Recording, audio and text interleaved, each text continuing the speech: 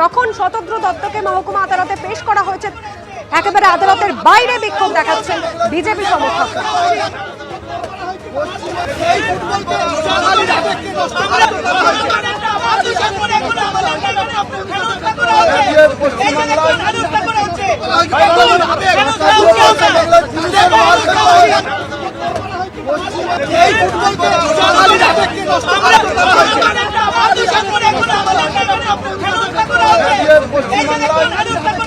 গ্রেফতার করা হয়েছিল শতদ্রুকে এই মুহূর্তে নিয়ে আসা হয়েছে। আমরা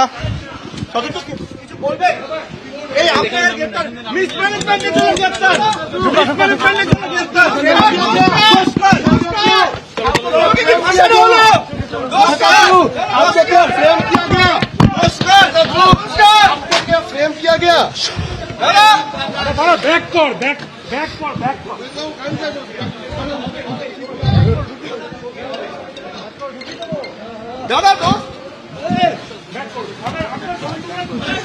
পার্থপ্রতিম ঘোষ আমাদের প্রতিনিধি রয়েছে আমাদের সঙ্গে সরাসরি। পার্থপ্রতিম, বিধাননগর আদালতে দেখো শতদ্রু দত্তকে এই মুহূর্তে নিয়ে আসা হয়েছে বিধাননগর আদালতে। শতদ্রু দত্তকে নামানোর চেষ্টা করছে পুলিশ, কিন্তু একেবারে দেখতে পাচ্ছি মুখে একটি সাদা কাপড় জড়ানো অবস্থায় রয়েছে শতদ্রু দত্তকে, এবং এই মুহূর্তে পুলিশের গাড়ি থেকে নামানো হচ্ছে শতদ্রু দত্তকে বিধাননগর আদালতে।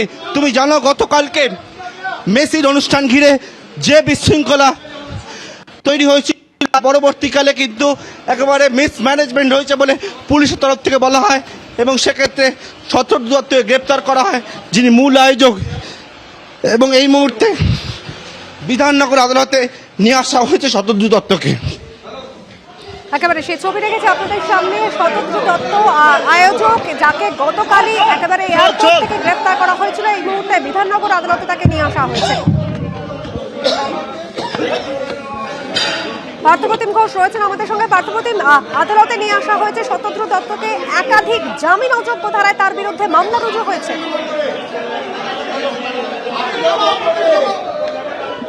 একেবারে দেখো একাধিক জামিন অযোগ্য ধারা তার বিরুদ্ধে মামলা হয়েছে বলে পুলিশের তরফ থেকে বলা হয়েছে। এই মুহূর্তে যে আদালত রয়েছে বিধাননগর আদালতে শতদ্রু দত্তকে নিয়ে আসা হয়েছে, এবং আর কিছুক্ষণের পরে মামলার যে শুনানি পর্ব সেটা শুরু হবে।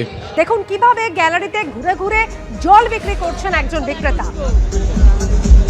200 টাকা দিয়ে জল খাবো, হিমালয় দিলেও হতো। জল কত? জল কত? 200 টাকার জল খাবো, 35 টাকা বাইরে 200 টাকা একটু কম করে আমরা তো 200 টাকা দিয়ে জল খাবো, হিমালয় দিলেও হতো। জল কত? জল কত? দর্শকরা জিজ্ঞেস করছেন বিক্রেতাকে জলের বোতলের দাম কত। বিক্রেতা বলছেন 200 টাকা। এখানেই তারা প্রশ্ন করছেন, যেখানে 20 টাকায় জলের বোতল পাওয়া যায় সেটা 200 টাকায় স্টেডিয়ামের ভিতরে কিভাবে বিক্রি হচ্ছে। আর এই ভাইরাল ভিডিও ঘিরে প্রশ্নের মুখে কিন্তু পুলিশের ভূমিকাও। যুবভারতীতে এভাবে জলের বোতল ঢুকলো কিভাবে? বিধাননগর পুলিশ তো আগে নিষেধ করেছিল, সেই নিষেধাজ্ঞার পরেও মাঠে কিভাবে ঢুকলো জলের বোতল?